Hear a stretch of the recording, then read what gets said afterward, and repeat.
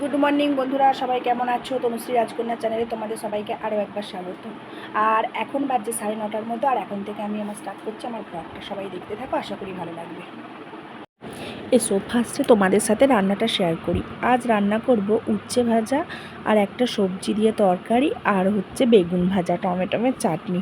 আর শাশুড়ি মায়ের আবদার ছিল নারকেল ভাজা খাবে, তাই নারকেল ভাজাটাও শেষমেশ করতে হলো। আর এদিকে আমি এতটাই ব্যস্ত ছিলাম যে মামামের বাবা মামামকে খাওয়াচ্ছিল আপেল।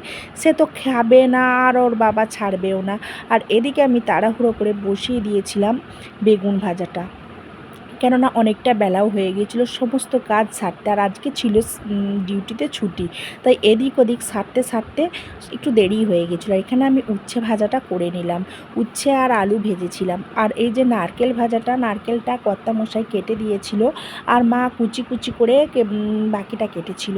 আর আমি এখানে ভাজতে শুরু করে দিয়েছিলাম। আর এদিকে মাম্মামের শুরু হয়েছে দুষ্টুমি, ওকে এক্ষুনি করে নিতে হবে, এক্ষুনি করে নিতে হবে।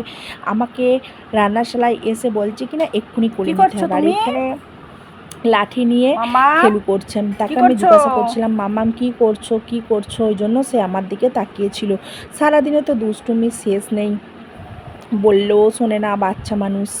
আর এখানে আমি ওকে বলছিলাম যে বন্ধুদেরকে হাই বলো, ও হাই তো বলতে পারছিল না, আর আদো ভাষায় বলছিল এই এই এই। আর এদিকে আমাদের যে সেদিনে ইলিশ মাছটা নেওয়া হয়েছিল সেটা ফ্রিজের মধ্যে ছিল, ওটা আজকে করব, কিন্তু ছেলে খাবে না মেয়ে খাবে না, তাই ওদের জন্য ডিম সিদ্ধ বসিয়ে দিয়েছিলাম। আর এখানে করেছিলাম টমেটোমের চাটনি। টমেটোমের চাটনিটা খেতে বাড়ির মোটামুটি সবাই পছন্দ করে। আর এই যে ইলিশ মাছগুলো ফ্রিজ থেকে বের করে নুন হলুদ মাখিয়ে একদম চলে গিয়েছিলাম রান্না করতে। সেই দিনের ইলিশ মাছের সমস্তটাই তোমাদের দেখিয়েছিলাম। তারই মধ্যে কটা ছিল ফ্রিজের মধ্যে, কদিন ধরে খাবো খাবো করে খাওয়া আর হচ্ছিল না, তাই শেষমেশ আজকে বার করেই ফেললাম। সমস্ত মাছ ভেজে ঝাল করে তারপরে বাড়ির সমস্ত দিকে নজর দেয়া, সব তো আমাকে একাকই করতে হয়। মানে বলতে গেলে বলতে হয় সব ঘর বার একাই সামলাতে হয়। আর এই যে মাছগুলো ভেজে নিলাম, নিয়ে ঝাল করে নিয়েছিলাম। ঝাল করাটা তোমাদের সাথে শেয়ার করা হয়নি।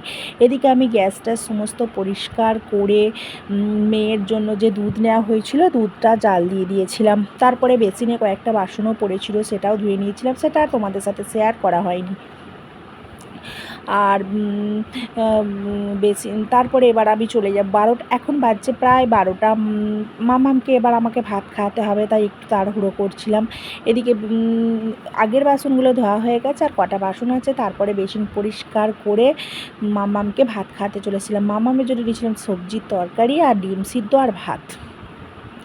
মামামকে খাওয়াতে খাওয়াতেই তো 1টা বেজে গিয়েছিল। তারপর এখন হয়েছে সন্ধেবেলা একটু চা খাবো, একটু চা খেতে খেতে তোমাদের সাথে গল্প করলাম। এই পর্যন্তই, দেখা হবে নেক্সট ভিডিওতে।